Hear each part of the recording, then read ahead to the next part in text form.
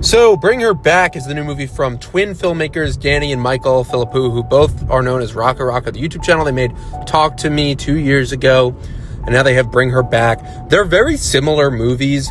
They're both kind of like grief porn, similar to Hereditary, where I want to say they have a really great visual design and really great sound, just all around excellent technical elements, and a very similar sad but like disturbing story that feels kind of grounded, like it could happen, but there's some supernatural elements put in there.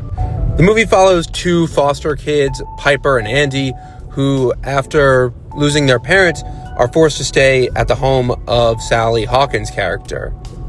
She's their new foster mother. There's this kid who's also living in the house named Oliver. He's this kid with a buzz cut. He doesn't talk. He's pretty creepy at first. He's the kid on the poster. There's a really cool poster for this movie, guys. It's very different from most modern, like, official posters. Usually the teaser posters of movies are cool.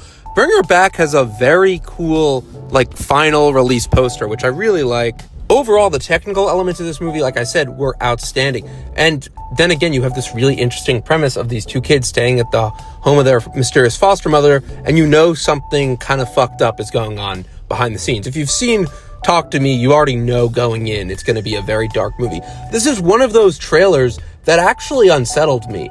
Very rarely is there a modern movie with a trailer that I'm watching. I also happened to see, I was seeing the Alto Nights by myself at night, and they were playing this trailer, and I was like, this is kind of freaking me out.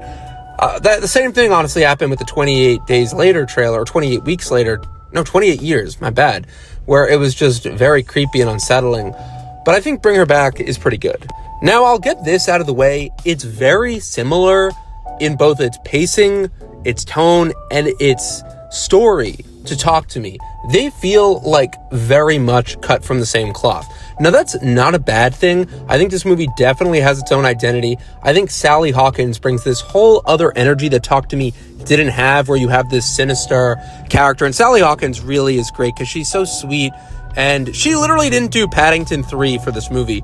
So you know that she really read this script and she really liked it, or she saw it Talk to Me as well and just thought, well, I want to work with these guys. But she's a huge selling point, as are all the child actors. They're all amazing in this. I thought Billy Barrett as Andy was really great. The actress who plays Piper, who's blind, she was really great. And they really make you convey emotion. That's a really important thing. I thought Piper was kind of like the heart of the film, and the movie does a really good job at making her the heart of the film, where you feel for her. You feel for everyone in this movie. I think it's one of those movies where it's very difficult to kind of like look away, because it's just such a upsetting and very disturbing movie. The content itself is just very upsetting.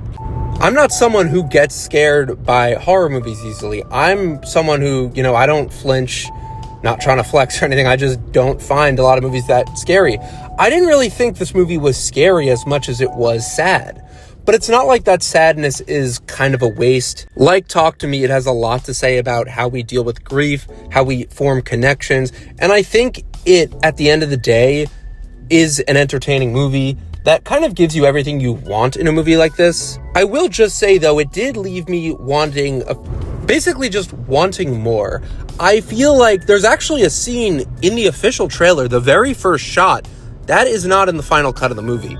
I get what the directors were doing. I feel like they really tried to avoid a lot of exposition, and the movie's good for that.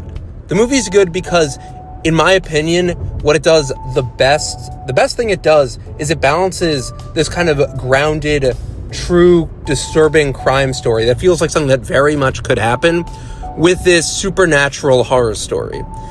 And it's a movie that really does a great job of blending these elements, because I think it would be very easy for a movie to feel a bit too unrealistic, and this movie really feels like something that could happen. And it's very much entertaining for that.